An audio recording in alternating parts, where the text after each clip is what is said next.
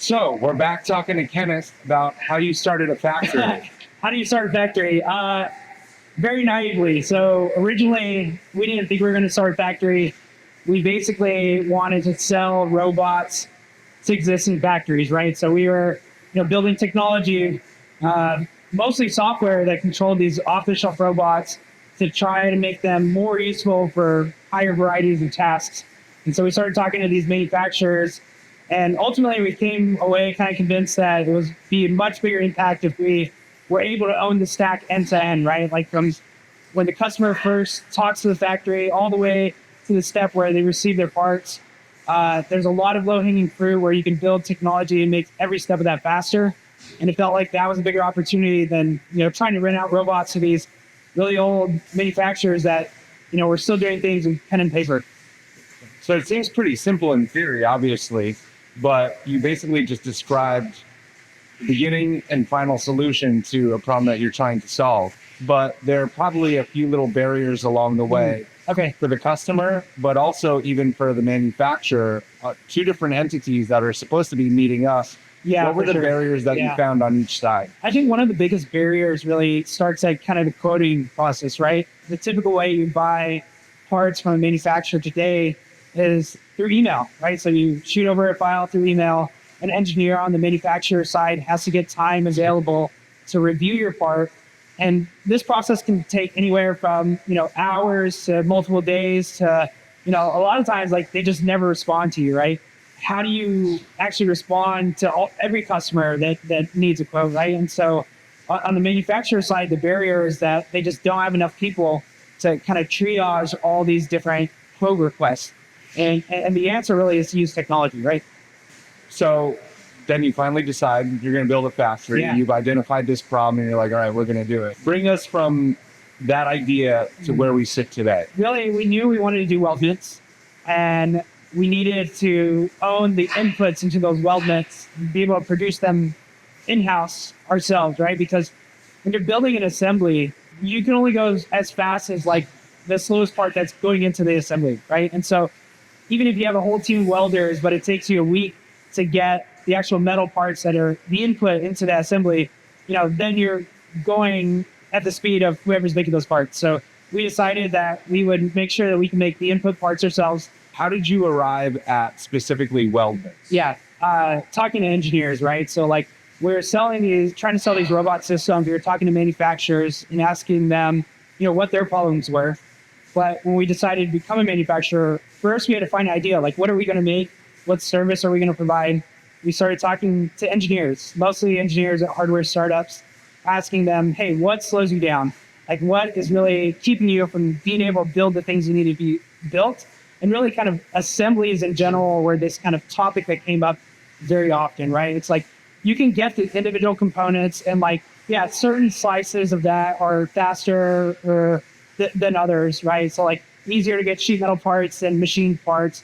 But really, once you got to the assembly level, there's basically very little options in America to do that, right? Versus like you were saying in China, like you can send them a sketch of something and any random factory can figure out how to put that whole thing together as a full product for you, right? And so we decided that we'd try to figure out some way to do that here in America. And welding seemed like this kind of cornerstone piece that came up very often where you can buy individual parts, but then I have all the parts together. Now I have to find someone to weld them. And so people are either going to some local guy who has a small shop that they trust, but he has limited capacity.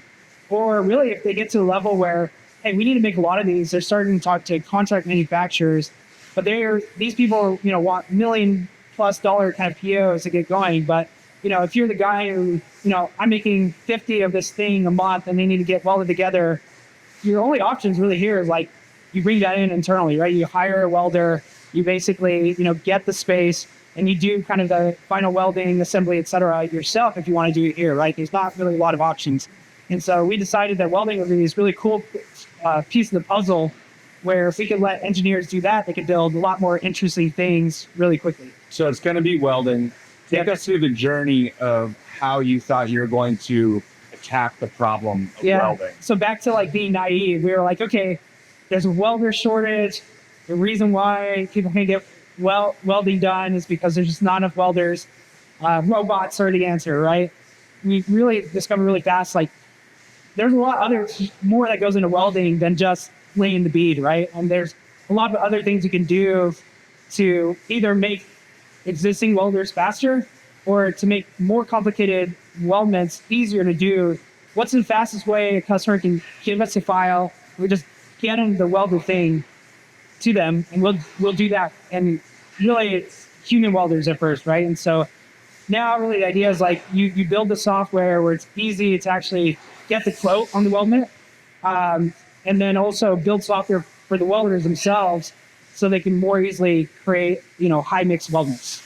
So let's bring this all together then, and kind of zoom out to the 10,000 foot view, because I think this is where RMFG really separates itself from, the competition or other comparable services out there. Unpack for us what happens from the moment they upload their file, select a quote, and press hang out.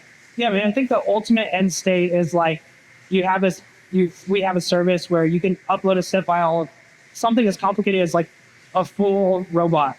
And we can give you a price for 1 or 50 or 100 or 1,000. And we would have the means to actually manufacture that part and deliver it. The way that I think about it is, can we kind of move as many of these kind of core services that are the longest contributor to lead times for these sorts of products to our own internal capacity, right? So, if machine components are things that take a really long time to outsource, we'll bring that in-house. If wire harnesses are something that are really long time to outsource, we'll bring that in-house. And eventually we'll be a place where, like I said, you can have a full kind of robot or full electromechanical assembly, and we'd be able to build and manufacture that faster than you can get it from anywhere else. And you can have, really transparent pricing, timing, etc. So that's really the vision. I think the vision is super clear, but you just brought up electromechanical assemblies, and now we're doing sheet metal. So looking into the future, how do you get to full robotic style assemblies? Sure. I mean, most of our customers today are doing really interesting things. They're building robots, they're building custom hardware, and they're just asking us for more stuff, right? And so I think there's a real natural progression to, can you just add the next kind of sub-service in an online instant quote, build this capacity that would be really hard for a typical contract manufacturer to build, right? You can build that kind of independence of the assembly needs. And then over time, you can kind of compose them. Sheet metal sounds really simple. Tube sounds really simple. But if you go around and you look at, everything in the real world, if you look at, robot systems, et cetera, a lot of them are, sheet, tube, CNC machine parts, wire harnesses, PCBs, et cetera, motors. And I think that over time you can kind of first take, we're doing the structural part, and then it's like, hey, customer, I know you're buying all these kind of robot arms from us, and I know you need wire harnesses. We also do that. And so I feel like there's this natural progression where, eventually we can do this kind of full set of services, faster, better, cheaper.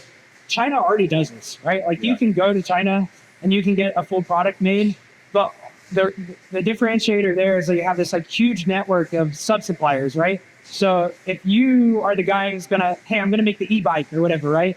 Okay, maybe my neighbor makes the wire harnesses, and maybe 10 minutes away is a guy who makes all the motors. And so it's really easy for them to kind of put all that together in one final step, for the customers.